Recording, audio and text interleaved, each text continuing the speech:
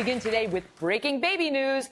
Duchess Kate has given birth to her third child, a baby boy, and we want to get right to it with NBC's Kelly TODAY, who is outside of St. Mary's Hospital in London. Kelly, what do we know? Well, we know that the baby was born about 3 hours ago now at 11:01 London time on this very windy London day. A healthy baby boy weighing 8 pounds, 7 ounces. He is fifth in line to the throne. So Uncle Harry moves to the sixth place, and we fully expect that we will see him at some point today. What has become a tradition, really, is to see the young parents out here on these steps as they came out with Prince George and Princess Charlotte and show off their new baby. So we're waiting for that to happen. Meantime, we've already heard the congratulations coming in from the Queen, who is said to be delighted. This is her sixth great-grandchild, and he's born just 2 days after her 92nd birthday. She just had a birthday on Saturday. So big news for the royal family. And there's more baby news, if you can believe it. Kate's sister, Pippa, is reportedly pregnant with her first child. Megyn? Kelly, thank you. This is so exciting. With me now to talk all things royal baby and then some, Weekend Today co-anchor Craig Melvin, NBC's chief White House correspondent Hallie Jackson, and host of PBS's In Principle, Amy Holmes. Royal news.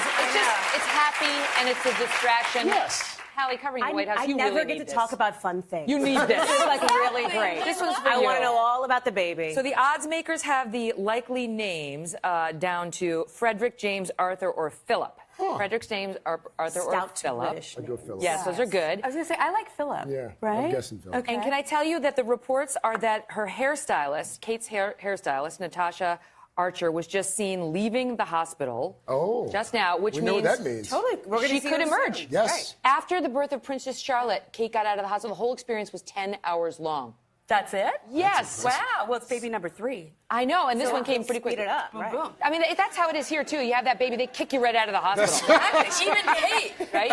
Even Kate gets kicked out. But I love that she had a stylist. And I don't hate it. I know people, well, why do you need... But I think it's great. If she wants to feel good and come out and look great and have her hairstylist there, I have friends that put on makeup before they send the selfie of them with the new baby. Yeah. But I wish my friends But did. the question is how she looks that great. Because if you look at the earlier pictures after she had George and Charlotte, she looked amazing. She was wearing it was a Jenny Packham blue dress and then yellow dress, shift dress. Look at her. Adorable. Look at her. Can I tell you, when I had I was looking at her ankles. I had cankles when I came out after the birth of my children. I look at that, and she's skinnier then than I am now. I know. How does she do it? How? It's amazing. Well, I would point out, and this isn't a knock on the royals, but I mean, you know, after she has the babies, what else does she really have to do? Just enjoy that vacation of maternity leave. And now they're going to tweet at me. Your wife is tweeting at you right now. Started already. No, I'm just saying, like, she's not going back to work. I mean, she's got a lot going of to free work. time. She's She's royal. caring for 3 kids. I think that's work. Even right? if you take the work outside of the home out of it, right? Being at home with your newborn baby is exhausting. Yes, I can attest to that. I got in a fight with this guy back when I was on Fox News. Your husband? No, my husband knew better. Mike Gallagher. on Fox News? Mike Gallagher, who is he's a radio commentator, and he said my maternity leave was a racket. What a racket. I remember that. And we went at it. As soon as I got back from maternity leave, I called my team and I said, there's one person I would like to interview my first day back about what a vacation maternity leave was.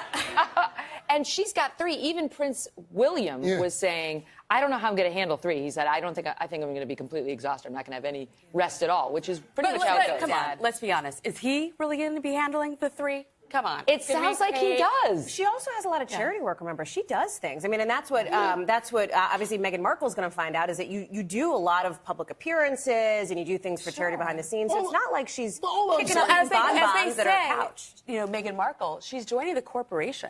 Yeah. I mean, being a royal actually is hard work. Well, but to be clear, like, when my mother had me, she went back like 3 weeks later because she couldn't afford to stay at home when she had my younger brother. Oh, look at him trying to get some points with all No, I'm just saying, like, she didn't have a team of people to help her. That's all I'm saying. And most moms don't, to be fair, right? I don't have kids, but most of my friends that do have kids, it is insane and intense, and they don't have full-time help, and they don't have nannies and all this. It's just them doing their thing. Now, speaking of Meghan Markle, we are 26 days away from the big day. I can't- The other big day. And so she's going to be an aunt like that within the royal family, like immediately an aunt. Just mad at both of you because you're both going, aren't you? I'm not. You get to go. I'm going, but I love how you going? people treat it like I'm a guest at the wedding. You know? Like, I am so not a guest. I'm going to cover it for NBC. But are you with the going to team. wear a fascinator? Oh, absolutely, because it's a fancy transformative. hat. I mean, you put that thing on your head. You know what a fascinator is, right? Yeah. It's like the half hat. We don't do it here in America. Sure. Yeah, only the ladies at the Derby understand how to do the hat. But it just, you'd feel like a better person. Yeah. So I will be wearing Can we talk about how great it is that the royal family is getting some American blood Yes, in that line? America's princess. Fantastic. I know, and diversity, some diversity Absolutely. in the bloodline. And Yes. she's outspoken. She's somebody who has talked about it and who has had the controversy and has said She's a divorcee. and not taken it. Right. TV divorcee. No, a real divorce. No, but I'm saying she was on TV, Right. which you would think the royal family wouldn't exactly But I value. read that and her a divorcee, ex-husband- and as a TV divorcee, I really applaud her. I read their ex-husband is trying to develop a show saying, my ex married a prince, which is actually true. Yeah, that's gotta hurt. That has gotta hurt. Did you watch that? No. Yeah. I would not. Good. All right, can I ask you about something else that's in the news today? Because it's not all royal news. Southwest Airlines. You know, this horrible situation where this woman was pulled out of the airplane. And now they're doing, they're looking at the engines and all on many of their planes and causing a bunch of delays across the country.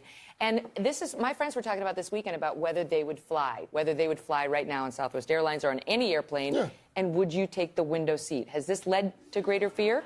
So I was at Mar-a-Lago, South Florida all week because President Trump had been down there at Mar-a-Lago. So for my other job from NBC, I was down there covering him, and I had to fly back Saturday, I guess, or Friday to here.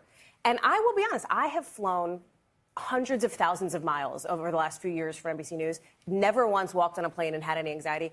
I actually called our producer who's been working on this, and I said, just talk me off the ledge. I know I have nothing to worry about, but I'm in a window seat, and you know it was a horrific freak accident that statistically It never never happened before? Right. But you hear the stories and you see Jennifer Reardon's face and your heart goes out to her family. And I'm thinking about that the whole flight. And No, it was I a get weird you. I experience. was flying last week as well. I took the middle seat, which, everybody hates. But Voluntarily. I didn't want to be by that window. I mean, this is like a horror movie getting sucked out the window. It is. Oh, But I my think, goodness. from time to time when stories like this happen, we do forget, and you just alluded to it, that these things happen so rarely. Like flying is still exponentially safer than driving in this country. So it's, it's one of those. And your head knows that. Yeah. You know that in your brain. But your heart, Yeah, but you don't want to sit next to that window. I am afraid of flying, and I've always been afraid of flying. And by the way, fear of flying is not cured by more flying. You should know that.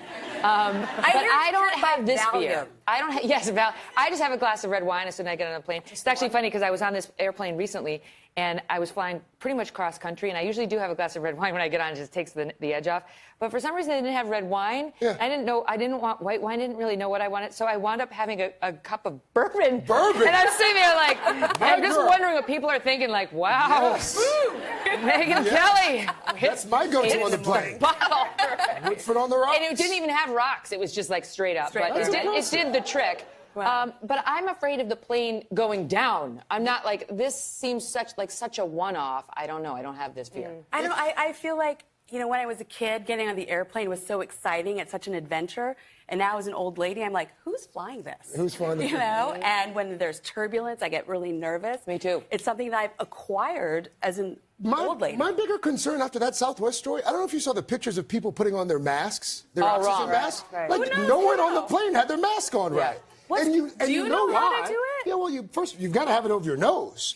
And most of these It's people not that don't wear hard. the mask. Breathe into it. Right. But I think it So, like- speaks to, like, when we get on the plane now, and I'm just Do you as pay guilty. attention? No one does. No one. So we need to, is your point. Absolutely. Yes. The other part of it is people are trying to, and I get it, in this moment of crisis, take the selfies, take the video of the people, put your mask Put your on. mask on. And you know Start the other taking a thing, selfie. one of the Stop things, taking selfies of Megyn drinking bourbon. one of the things to remember is you're always supposed to know how many rows away you are from the exit, the emergency exit. But they say, God forbid you're in an emergency, the cabin may be smoke-filled, and so you need to count the number of seat backs in front of you so you could do it blind. So I always do that. Like I'm 5 seat backs away and then take a right. You do that every time you actually fly? Every time I'm on the plane. I'm really afraid of flying. Honestly, I have nearly broken 90-year-old women's arms just holding on. What is that? You know, and they calm me down. I always look at like the businessman traveler because you know there's these guys who are up there who travel all the time. Like, does he look nervous? He looks okay. He looks nervous. You know, like, But how are you going to keep count if you're drinking bourbon? that's a good point. I'm just going to hold on to you, and we're going to run for it. All right, now I have to tell you something that happened to me this weekend because last week on the show, we had on Siri Daily, right? Yeah, You guys had her on of the course Today she's Show. like. Because she's out with a new cookbook. And she made on this set the most delicious bacon I've ever had in my life. It was covered in brown sugar. It was spectacular. Here we are. Look, you can see the enjoyment. It was so good. The entire crew ran back and ate it. See it? And on the front corner there's the uncooked, but the cooked version is unbelievable. So I said, I'm trying this. I'm trying this with my family. And I did it exactly as, yeah, I know. You That's the cooked right bacon? reaction. And look. Oh, that looks about right. That looks about right. Look what happened. That's about right. Thank you. This is what it's supposed to look like. That looked like some beef jerky. Honestly, can I tell you, it was really sad because my family did me the courtesy of trying. You know, like they tried it. They said, go for the one speck of brown. Oh my God, there were no that's specks of brown. It was delicious? completely Give me a bite. charred. Really? Wow. Yeah. That's really Did yours at impressive. least taste good, or did it just look No, bad? it and also tasted taste terrible. bad? It was awful. Did Megyn, both. I don't want to tell you what that looked like. I think our audience knows. What you made. Like crap? Is that what you're saying? Did it look like crap? Like, did you leave the stove? Like, did you go and do something else? She told me to put it in the oven. I put it in the oven. I think my problem was, first of all, it wasn't like an inch thick like this bacon. It was regular Don't bacon. blame the bacon. Second of all, Don't blame the second of bacon. all, it was turkey bacon. May have been a problem. Turkey bacon. May have been a problem. Oh, my gosh, okay. And third of all, upon further instruction, you're supposed to, inspection of the instructions, you're supposed to put it on like a raised, like Like a crisscross grate, sort of grill situation. Yeah. It's not supposed to go directly on the cookie sheet, as it turns out. It matters. It matters.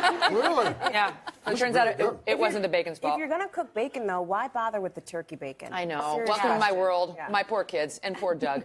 Anyway, next weekend's always there for me. Thanks, team. Hello, Today fans. Thanks for checking out our YouTube channel. Subscribe by clicking that button down there and click on any of the videos over here to watch the latest interviews, show highlights, and digital exclusives.